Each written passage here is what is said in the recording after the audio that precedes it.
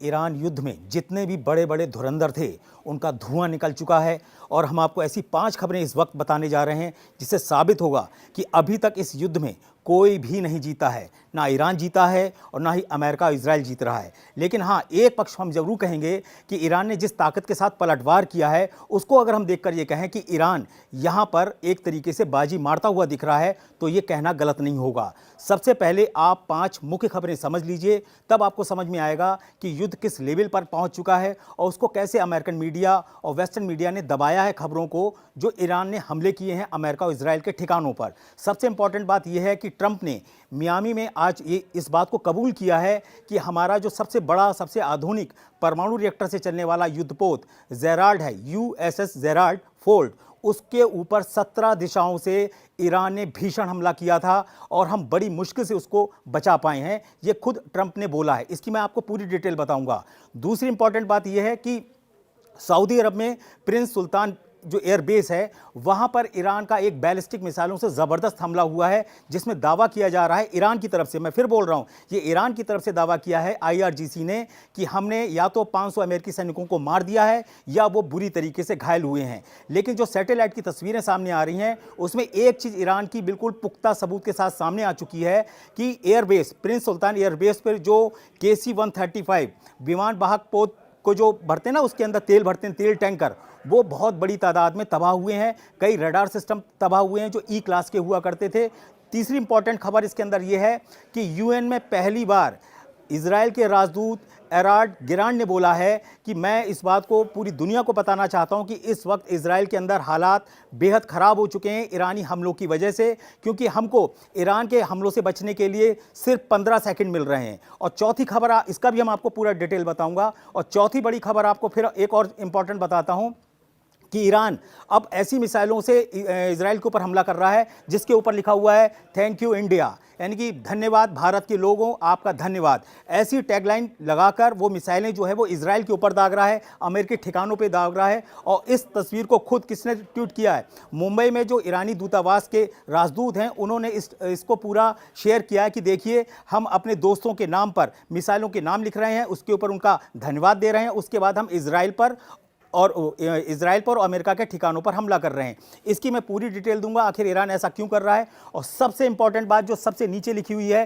कि पाकिस्तान की ज़मीन से ईरान पर अटैक, यही वजह है कि अब पाकिस्तान को मोहरा बनाकर अमेरिका और इजराइल ईरान पर एक बहुत बड़ा ज़मीनी हमला कर सकते हैं। और इसको लेकर सऊदी अरब, मिस्र और तुर्की के बीच एक ज़बरदस्त मीटिंग हो चुकी है, जिसके अंदर एक और भी खबर आ रही है कि 30 मार्च को एक ऐसी मीटिंग होने वाली है जिसके बाद हमले की रूपरेखा पूरी तरीके से तैयार हो जाएगी। तो हम सबसे पहले उस खबर पे चलते हैं जो इस वक्त इस युद्ध की सबसे बड़ी खबर मानी जा रही है। क्योंकि मैं आपको बता दूं, ये जो हमला ईरान ने किया है अमेरिका के युद्धपोत पर, यह किया था मार्च के मध्य में, यानी कि 12 मार्च से लेके और 18 मार्च के बीच में। ऐसे दावे किए जा रहे हैं कि 12 मार्च को ईरान ने बैलिस्टिक मिसाइलें, क्रूज मिसाइलें और उसकी जो ड्रोन थे, उसकी जो हाइपरसोनिक मिसाइलें थीं और जो ड्रोन थे, उन्होंने एक साथ 17 दिशाओं से यूएसएस जेराल्ड फोर्ड पर हमला किया।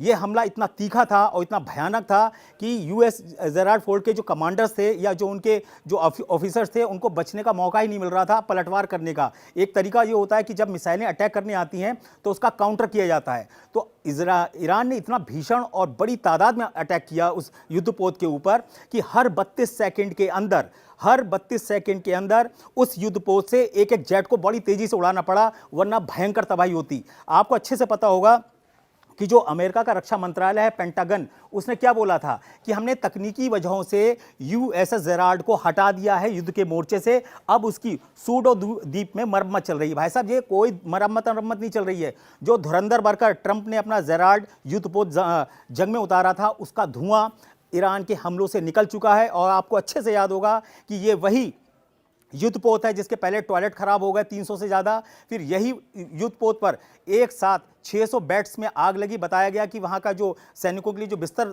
थे उसके युद्धपोत के अंदर, वो जल के खाक हो गए। और उस आग को बुझाने के लिए अमेरिका के जो युद्धपोत पे जो अग्निशमन का जो डिपार्टमेंट होता है, युद्धपोत बहुत बड़ा एक शहर ही होता है समझ लीजिए, उस युद्धपोत के अंदर जो अग्निशमन डिपार्टमेंट था उसको उस भीषण आग को बुझाने के लिए 30 घंटे लगे थे। तो आप अंदाज़ा लगाइए कि अमेरिका जो अपने आप को बहुत बड़ा तुर्रम खां समझ रहा था कि मेरा यूएसएस जेराल्ड आ रहा है, अब्राहम लिंकन मैदान में आ चुका है और जॉर्ज बुश लाइन में है, पीछे से आ ही रहा है, तो उसको ऐसा लग रहा था कि वो ईरान को तबाह और चौपट कर देगा। हाँ, ये बात बिल्कुल सही है कि ईरान में भीषण तबाही हुई है, उसके सारे बड़े कमांडर्स मारे जा चुके हैं, लेकिन जो लड़ने का, जंग का जो जज्बा है, उसने ईरान को इतनी बड़ी बढ़त दे दी है कि अब पाकिस्तान के तक ये युद्ध पहुंच चुका है। उसकी मैं भी डिटेल आपको बहुत जल्द बताने जा रहा हूं। आप सोच के हैरान रह जाएंगे कि पाकिस्तान जैसा देश ईरान के साथ ऐसा कर रहा है इस्लाम के नाम पर, जो कभी भी उसको शायद नहीं करना चाहिए था। और खुद पाकिस्तानी इस कदम से हैरान है कि आखिर ईरान के साथ इतना कहते हैं ना गहरी साजिश पाकिस्तान बाकी मुल्कों के साथ मिलकर, अरब देशों के साथ मिलकर क्यों कर रहा है, इसकी पूरी डिटेल में बताऊंगा। पहले इंपॉर्टेंट ये समझ लीजिए कि जब जेराल्ड पर 17 दिशाओं से हमला हुआ तो उसके कई चैम्बर्स में भयंकर आग लगी, और वो भयंकर आग जो थी वो उनके उन बिस्तरों तक पहुंच गई जहां पर नौसैनिक सोते हैं। और आपको बता दूं, ये अमेरिका का युद्धपोत 1 लाख टन भारी है बिना हथियारों के। अगर हथियार इस पर लाद दिए गए तो इसका वजन हो जाता है 1,32,000 टन। और ये एक ऐसा युद्धपोत है जो परमाणु ऊर्जा से चलता है, यानी कि एक बार इसके अंदर जो रिएक्टर चालू हो गया तो इसे महीनों तक ईंधन की जरूरत नहीं पड़ती। लेकिन आप देखिए, जिस जेराल्ड को लेके आए थे युद्धपोत में, 28 फरवरी को पहला अटैक हुआ, उसके बाद जेराल्ड जो फोर्ट जो था वो 12 मार्च के बाद दिखाई नहीं दिया है। अब सूडा बे के अंदर अपनी मरम्मत करा रहा है, ऐसे दावे किए जा रहे हैं। उसको युद्ध से बाहर कर दिया ईरान ने पूरी तरीके से। और उसमें क्या हुआ, इसमें जो बैलिस्टिक क्रूज मिसाइलें जो थी ईरान की, उन्होंने बिल्कुल चकमा देते हुए एयर डिफेंस को और सीधे जाके युद्धपोत को हिट किया है। अब सबसे बड़ा सवाल यही उठ रहा है कि जिस युद्धपोत को बचाने के लिए कम से कम 10 जो डिस्ट्रॉयर थे, या जो उसके संग में युद्धपोत जो छोटे क्लास के होते हैं, जिनका काम ही है कि दुश्मन की मिसाइलों को मारना, दुश्मन के विमानों को गिराना, वो कर क्या रही थी, वो क्यों नहीं बचा पाई? आखिर ऐसा क्या था ईरान की मिसाइलों के अंदर खास जो सबको चकमा देते हुए आई, और सीधा का सीधा जो अटैक था वो उन्होंने जेराल्ड फोर्ट पर कर दिया। अब सवाल यह है कि अगर 17 दिशाओं से ईरान ने अटैक किया तो वो 17 दिशाओं की गिनती कौन कर रहा था? दूसरी इंपॉर्टेंट बात यह है कि वो 17 दिशाएं सिर्फ ईरान की तरफ से आ रही थी या किसी और द्वीप का इस्तेमाल किया गया? इसके ऊपर पूरी तरीके से अमेरिकन और इजरायली मीडिया ने चुप्पी साध ली है। दूसरी इंपॉर्टेंट बात है, अब आगे जाते हैं कि ये बात आखिर ट्रंप ने अब क्यों बताई। ऐसा दावा किया जा रहा है कि अमेरिका के अंदर इस वक्त एक भयंकर मुहिम ट्रंप के खिलाफ चल रही है, जिसका नाम है नो किंग्स, यानी कि कोई भी अमेरिका में अब किंग नहीं रहेगा। जो अपने आप को किंग समझता है, तुर्रम खां समझता है, धुरंधर समझता है, उसको हम लात मार के बाहर निकाल देंगे। अमेरिका की जनता ये चीख कर कहने लगी है।